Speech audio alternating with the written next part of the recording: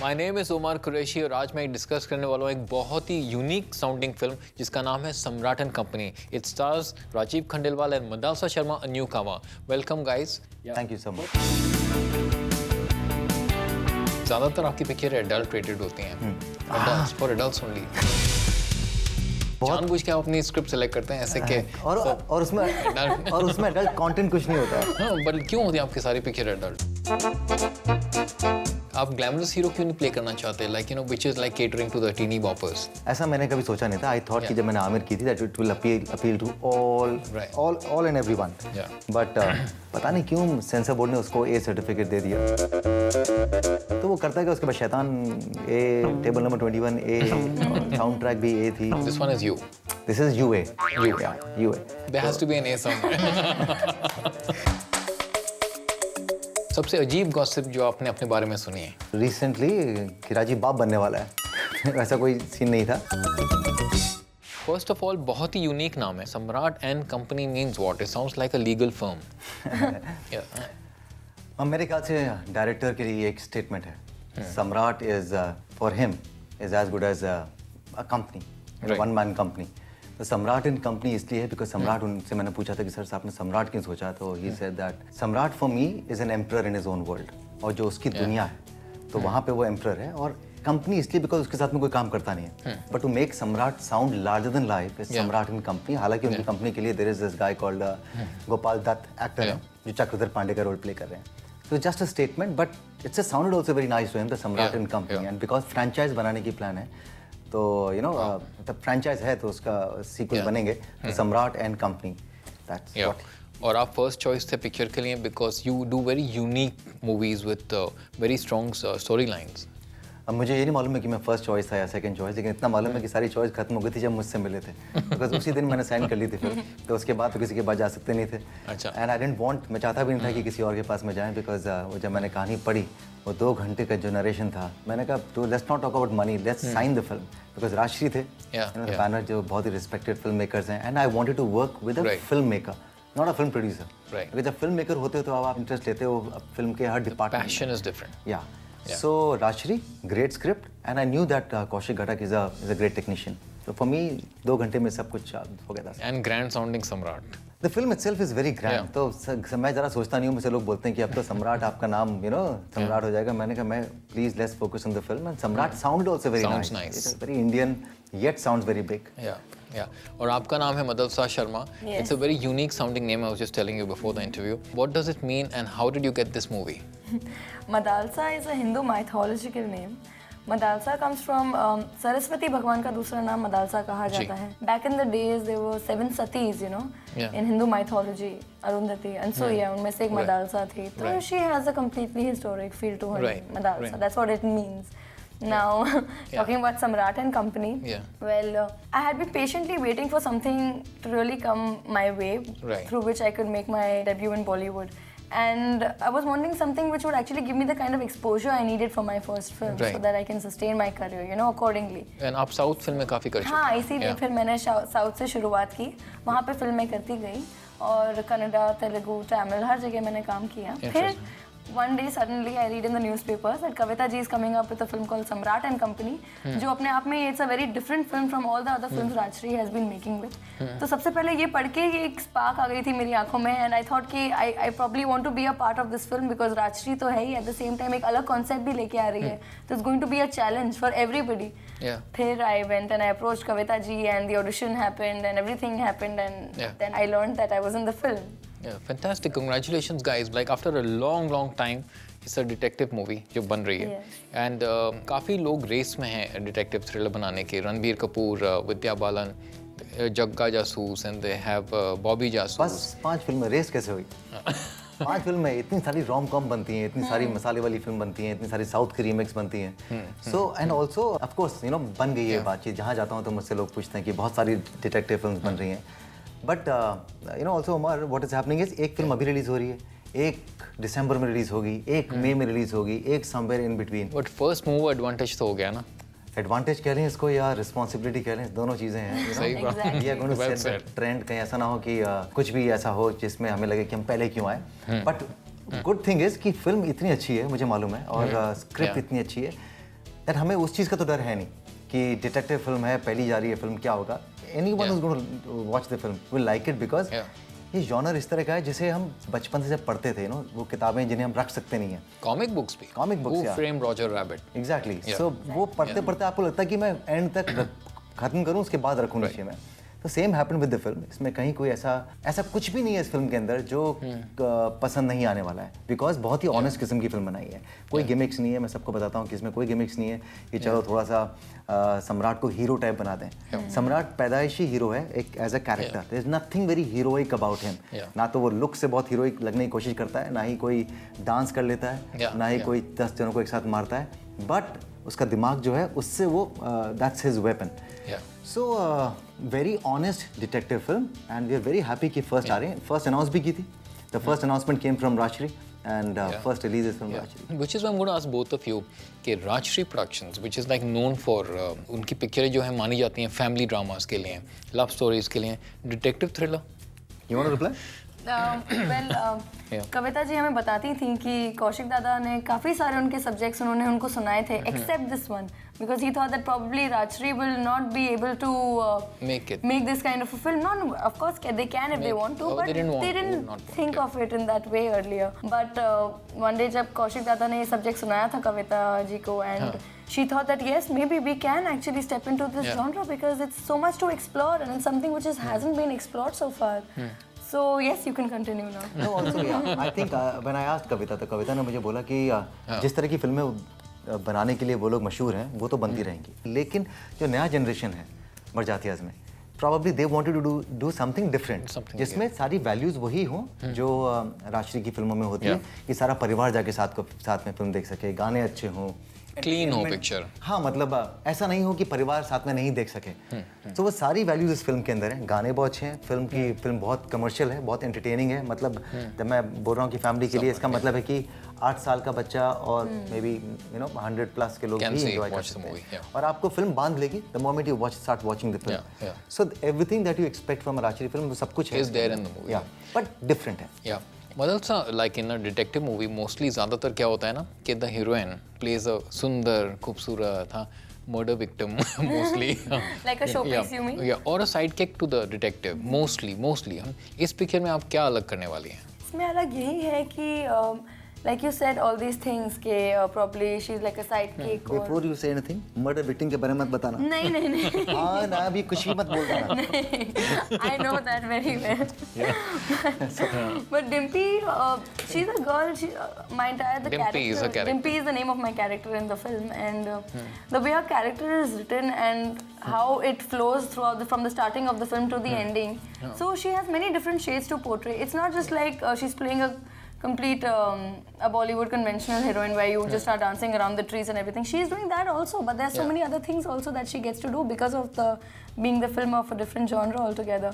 So for a debutant like me, I get to play different shades at the same time. I get to do what all heroines want to do, obviously, in their first film. So it's a mixture of all shades and a good. But all heroines want to be launched in a conventional rom-com, or a romantic movie, where they are portrayed at the glamorous best.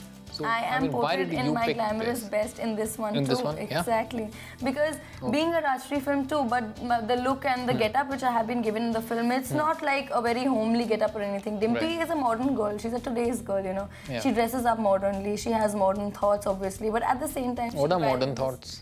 I mean, generally, not very backward, probably not very conservative.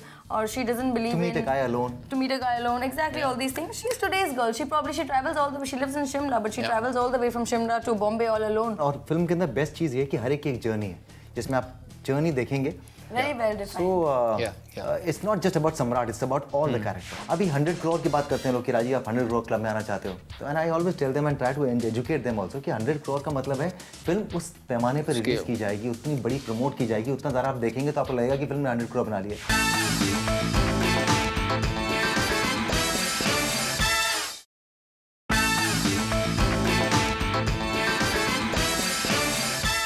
Rajiv, I'm going to ask you, ज़्यादातर आपकी picture adult rated होती हैं, adults for adults only.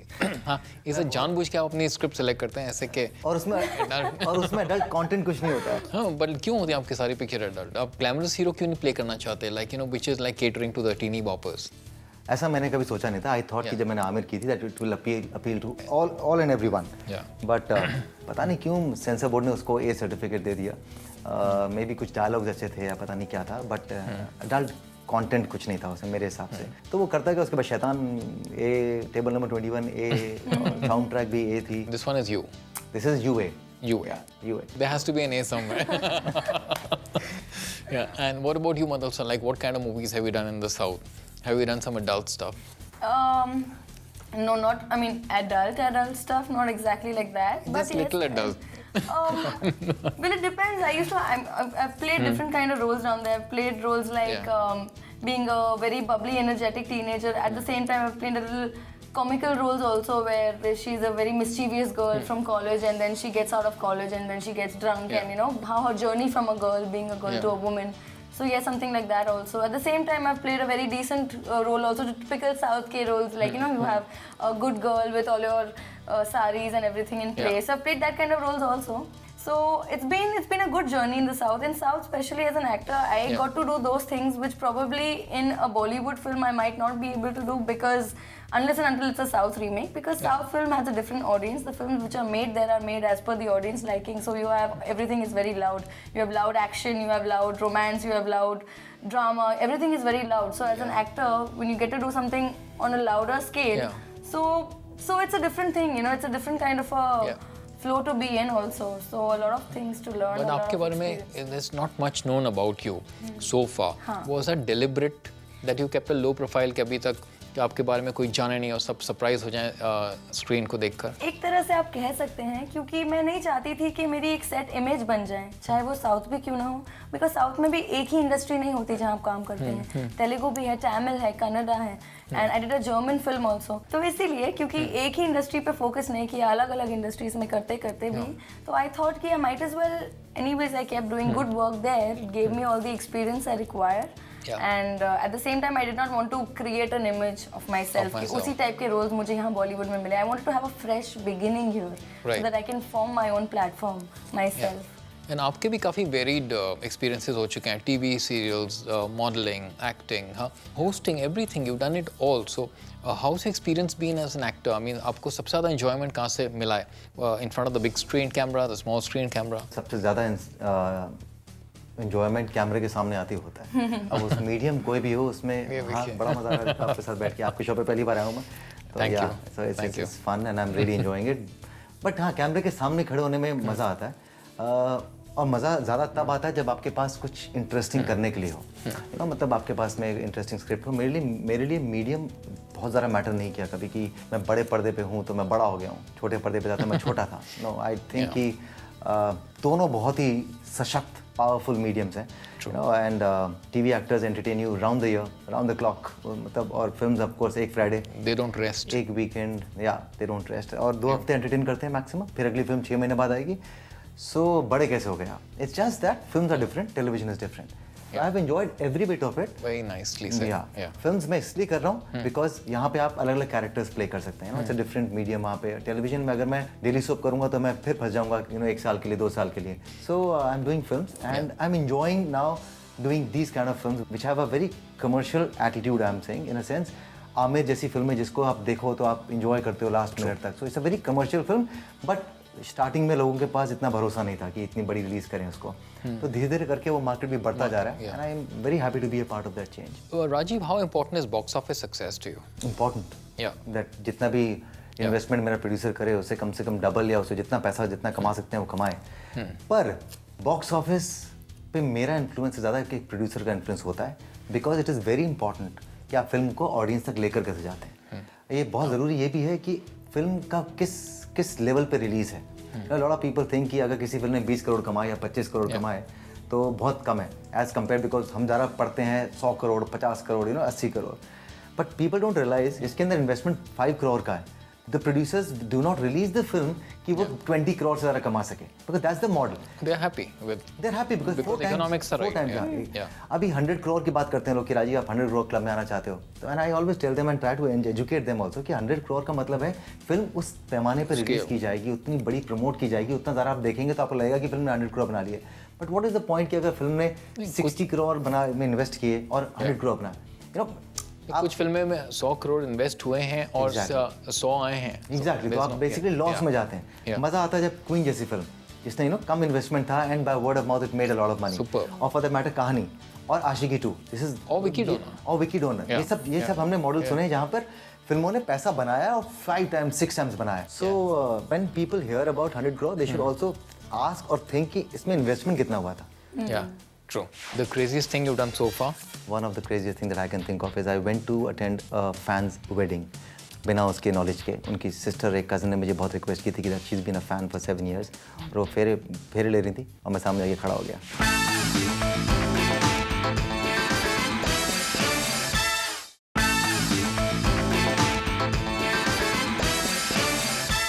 Before I end, I'm going to ask you some quick fire questions. Huh? First, I'm going to ask you, Rajiv, one director in Bollywood जो आप चाहते हैं कि आपको direct करें। विकास बहल, he's a very close friend. अगर एक सच आप बताना चाहें अपने बारे में जो अभी तक अननोन है, वो क्या होगा? मैं कोई चूज़ ही नहीं, मैं बिल्कुल भी बहुत ज़्यादा इंटेलिजेंट सेंसिबल किस्म का नहीं हूँ, मैं बहुत ही ऑर्डिनरी हूँ।